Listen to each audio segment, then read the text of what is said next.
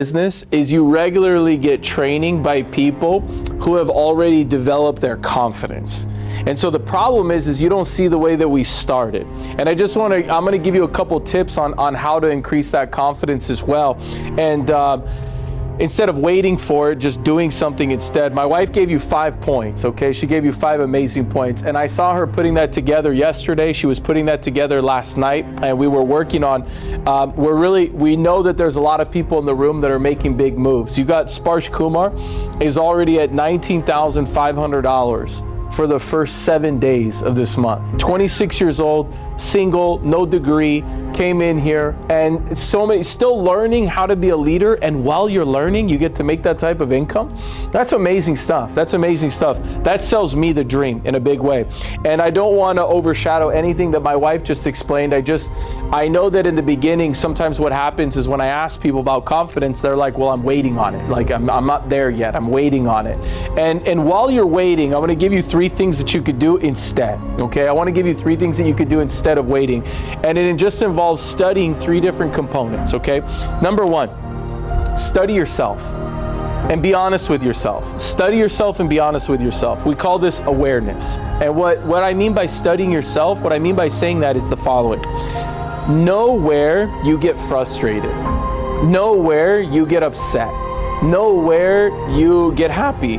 Know where you tend to fall. Like if you're like, well, I tend to get upset when people Great. I tend to eat the desserts when it comes out. Awesome. I tend to sleep in when, okay, great. But be honest with yourself, because up until getting into business, sometimes we lie about who we really are and we don't study our own behaviors. And so, number 1, I want you to study yourself. And I remember I did that when I got started in the business, and I was like, I get irritable when, or I get fired up when, or here's when I have an energy problem, or 3-4 o'clock, sometimes I'm yawning, and like I would study my energy and I'd study my emotional tolerance to deal with certain things. When am I impatient? When am I patient? Am I ever patient? And I would go through these different things. And so if you study yourself, sometimes when you hear tips, you're able to implement tips faster because you've studied you. Instead of just studying people generally, study yourself and be honest with yourself. Number 2, study your product. Natalie had just covered that. Study your product. Not what your product is, what your product does. So if I'm a chiropractor, and I'm not, and I don't know much about chiropractic work, but if I'm a chiropractor, I need to know what the art of chiropractic is. But more importantly for the consumer, I need to know what does it do, okay? So like yesterday, we get a cell phone, we get an iPhone for Natalie. If I said, what is an iPhone? There are people that could explain it in a way that I would never understand because it's a technology device that I don't really know technology very well. But the salespeople at Apple are very good at selling you on what it does. And so because I know the benefits of an iPhone, then I could make a purchase in getting one. But if you tell me what it is, that's not going to make me purchase it. I need to know what it does. And so in this type of business, you need to know the types of policies that you're distributing. What does it do for the consumer? And one of the things that I did, the first things I did on ChatGPT, okay? And I waited for a while. I heard the word ChatGPT for a while before I typed into it. Is anybody else like me too? You heard that? You're like, they're talking about, by the way, the first couple of times I heard ChatGPT, I didn't even know that was AI. When they said AI, I thought that was something different. I was like, I don't know what AI is, and I don't know what ChatGPT is. And then one time I was like, oh, it's like an app. Oh, it's like Google, but better. Oh, it's like this. I had no idea. One of the first things I typed in, I said, why do people buy life insurance? That's one of the first things I ever typed into ChatGPT. Why do people buy life insurance? And then I said, why do rich people buy life insurance? And then I said, why do middle class people buy life insurance? Why does lower class buy life insurance? Like I wanted to start seeing what the answers were. Now, very many of these answers I already knew. But ChatGPT has a way of telling it even better than you knew it sometimes, which is why it's called intelligence, okay? And so, never mind artificial, okay? So anyway, so I'm looking at it, and you know what? I started asking, why does somebody buy an annuity? Why would somebody, so what I did is I took my own business and I started asking, why would people even listen to me about what we do? And I asked ChatGPT these answers and I knew some of them, but then there were some bullet points I didn't know. And I was like, oh. And then I came back in here acting like I knew it already, okay? Because I had the intelligence transferred from them artificially into me for real, okay? And then I started using that same material, and so I study your product, study your product. So number one was what? Study yourself. Number two? And number three, very important, what great marketers and advertisers do, study your customer. Study your customer. Because you might know yourself, and that's really important. You may know your product, but if you don't know your customer, you may not know why they do certain things. Specifically, you start studying the behaviors of your customer, okay? What type of customer are you looking for? And by the way, in order for God to bless something, you have to ask Him specifically for it. Yeah. And if you don't know what you're looking for, God can't give it to you. So you can't say things like, I just really want to be successful. Well, you might be really successful compared to the majority of people in the world, and then you're going to get exactly what you got. You're not going to get any more than that because you're not asking for something specifically. And so whether you're recruiting and building a team, whether you're looking for specific customers, I want you guys to know something. Today, there was rain this morning, and then the rain clears up. And then people will go out and run their errands and do the things that they were going to do this morning. While they're out and about, you may have the perfect people that are just out there, sitting there, right there. And they're like, please talk to me. Please tell me something. Please ask me about this, because half of our country doesn't own life insurance. Okay? The other half that doesn't even know what they have, what they're paying for, what the benefits are, and they were not given all their options. And so whether you're talking to somebody that has none of it and they need to know why they should even look at it, or whether they already have it and they need to know why they should look at the one that they have to see if something's better. Yesterday we go and we get a phone, and this is pretty cool.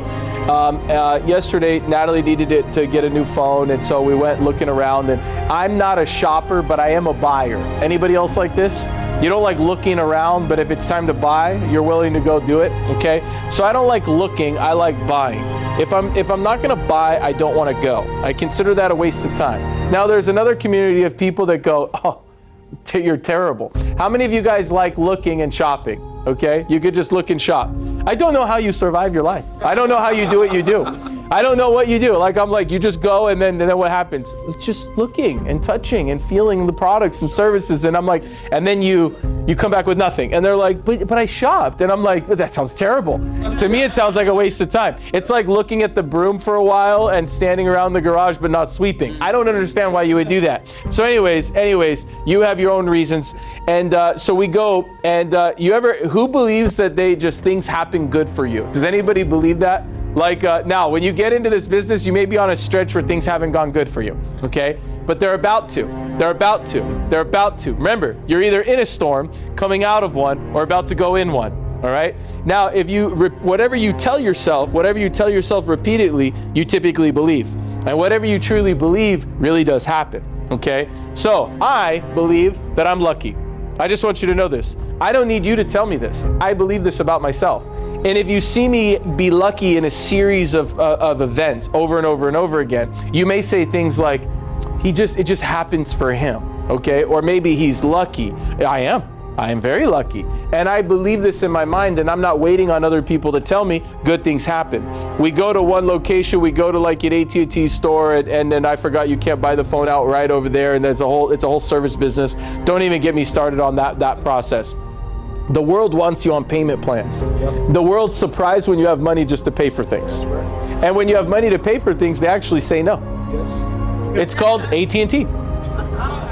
I walked into AT&T and I already know, and I'm not into the salesy thing. I already know what I'm doing there, and I'm very polite and everything. And I said, I'm looking to buy the phone. Oh, so you want to make payments? No, I don't want to make payments. I have money. I just want to buy the phone.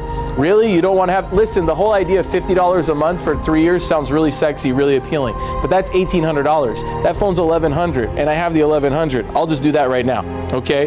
Now, they actually say, no. We can't do this. You cannot go to an AT&T and buy a phone outright. They will have it, but it'll be locked. Yep. okay, then the phone, you have to take it over to Apple anyways. So I'm going to end up at Apple anyways, all right? And here's the thing, and by the way, I'm not mad at AT&T. I would love to run AT&T. If anybody's available to give me AT&T, I'll take that thing. I'll take that thing real quick. You know what they want? They want you on monthly cell phone plans, and they want to ask you about your internet, which is another monthly plan. Yep. They are in the service business. They're in the service business. They're not in the selling iPhone business. The service is giving you a phone for $50 a month so that you could rent it out, because in 3 years you'll need another one anyways. Right. So then you could drop off that phone and get another phone, and it'll be $75 a month at that time. Yep. Okay? That's the business, because our society works on monthly payments. Our society does not work on people buying things. If everybody bought their home in cash, we would have no banking system. Without a banking system, you'd have no interest and money floating around. Without money and interest floating around, everything starts falling apart. Our society moves better when people don't buy things, okay? It's when they finance things. And that really helps, and that's a whole nother story. Remember, you wouldn't need life insurance if you had 20 million in the bank. Okay, you know what I mean? Think about that. But even then, I would sell, if you were like, see, I knew it, you wouldn't do that. No, I'd sell the person with $20 million in the bank and say, when something happens to you, don't you want to use an insurance company's money, or do you want to use your own? Right. People with 20 million say, I'd rather use somebody else's money than mine. Great, give me $200 a month and I'll sell you an insurance policy. You can use an insurance company's money instead of your own when you pass away. And so I want you to understand something. So I don't even know exactly where I was going with this, but I had this phone experience yesterday with Natalie. Now, good things happen to me. So we go there and they say, you're going to go to Apple. Now my wife knows there's no chance I'm going to Apple. Why? Because that would be considered shopping, because it's at the mall. Stopping by AT&T is an errand, okay? Going to the mall is shopping. We've already had enough arguments about this before, okay? She already knows. Right when they said you have to go to Apple, my wife went like this. Because she knows it's Friday at 3:30, and that would notate me to go shopping. And we only have to do that once per month, and she's not going to use it on an Apple purchase. Because pre-marriage, we made an agreement. I said, what do I want? She says, what does she want? I regret making the deal to go shopping once a month. At the time, it was a good way of locking in Natalie to be my wife, but I still regret the agreement, okay? I just want you to know, I honor it, but it doesn't mean I like it, okay? There are a lot of things I do for my wife and kids that I'm honoring, but it doesn't mean I like it, okay? So, I made an agreement that once per month I would take Natalie shopping. Not pay for it, go. Paying for it's not the problem, it's going. It's like, oh gosh, I have to go again. But I can't do it with a bad spirit, because then it doesn't count. If you do what you're supposed to do for your spouse and you do it in a bad spirit, it doesn't count as you doing it. Okay? Oh, that's cool. We got a little going on. We had a little music turn on. That was awesome. All right?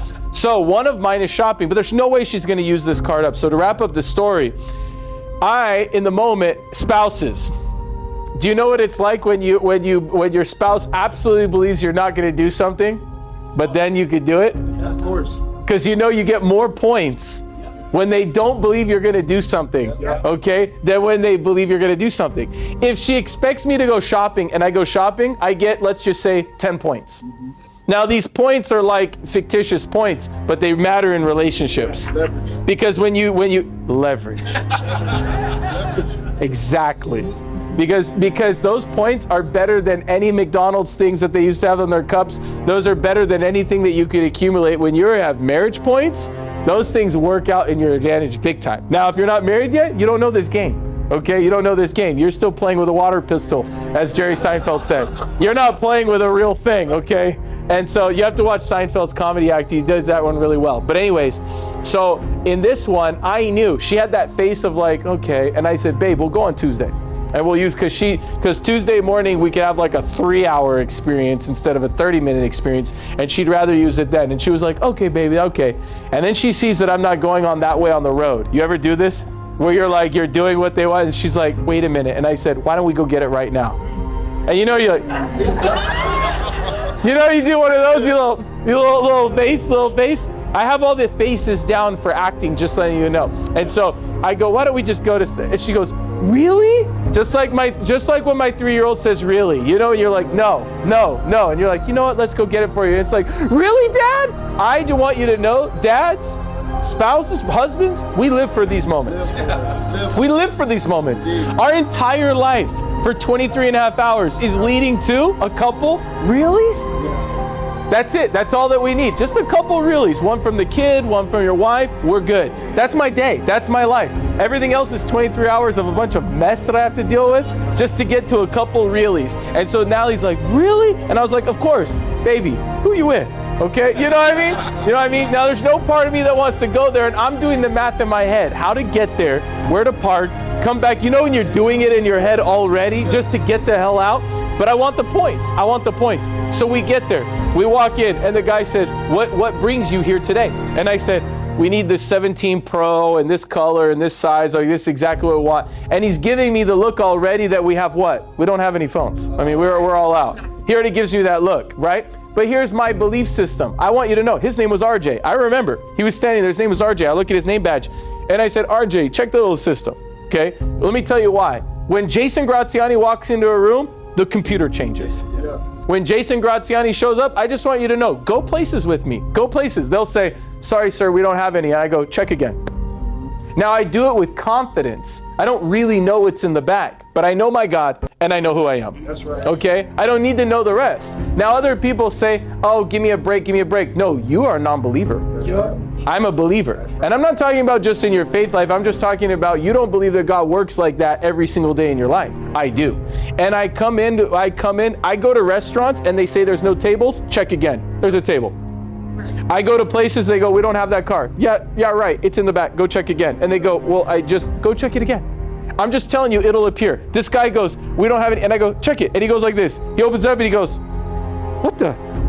And he goes, we have one 17 Pro in the color, in the size that you asked for, and it came in an hour ago. And I said, of course it did. I'm not surprised. Give me the damn thing. Let's get it going, right? Now, they think, like some people on the outside will think, well, that's just not fair, or you just get it. Guys, everywhere I go and everything that I do, I get what I want. Everything. You know why? Because I have the heart posture to receive. And I'm not cocky about it. I'm confident about it, but I'm not cocky about it. If you knew that phone was gonna be there, you wouldn't act surprised when they say that it's there either. And the guy literally said, he goes, this must be your day. I can't believe this. Oh, everybody's been asking for this phone. So then they take us to the other guy that's gonna help us with the phone. That's the front desk person. Then we go to that person, and then you have the other sales rep going, hurry up and get it because there's another couple that's looking at a phone right now and they may get it first. I don't need to tell him hurry up and go get it. His sales associate is going and telling him to go get it. I just knew that I was leaving with what I wanted. And that works that way with everything. Okay? When we were shopping for homes, when we were shopping for cars. This isn't about how much money you have. This is about your level of belief. And if you believe in something, you have to be confident with it. If you have a headache and you're an Advil person, for example, or a Tylenol person, and you believe that's gonna work, you take it and you don't go, I hope this thing works. You take this and go, I took medicine. If you're a NyQuil person or you're a medicine person, some people are, some people aren't. Some people believe that when they have coffee, certain things happen magical in their life. I'm one of them, okay? It's not, and to non-coffee lovers, they go, caffeine. No, it's so much more than that. You don't understand. There's a nostalgic about the aroma, okay? There's a feeling that happens in my soul. I believe that the universe shifts when I get my coffee. I believe this. Now, you may think I'm crazy. I think you're crazy for not accepting what I'm talking about, okay? I would like you to come over to my side and live life my way. I believe that when I do things, it's important. I believe that when I talk to somebody that their life is gonna be better. I believe that when I come into your home, you're gonna be better off for having met me. I believe if you're my friend, you're lucky. I believe this. I believe if I'm your agent, you're lucky. I believe that if I'm your spouse, you're lucky. I believe if I'm your parent, you're lucky, okay? I believe that. I believe that. I believe that. I believe 100%. Now, you know what happens? You know what happens? That keeps happening over and over and over and over and over again because it's a belief system. Because I did the things that Natalie talked about on that training about confidence. I've actually done those things. I remember when my mentor said, get a jacket that fits. I had no jacket. I said, I don't have any money for a jacket. I was like, you guys all have fancy suits. You all are millionaires. I thought everybody in the office was a millionaire except me, okay?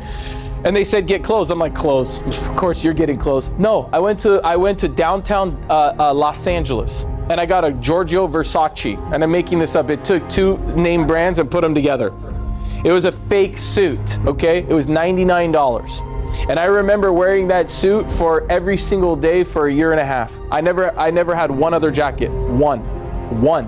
Every day of my life, I wore the same jacket. You could tell it was the same jacket.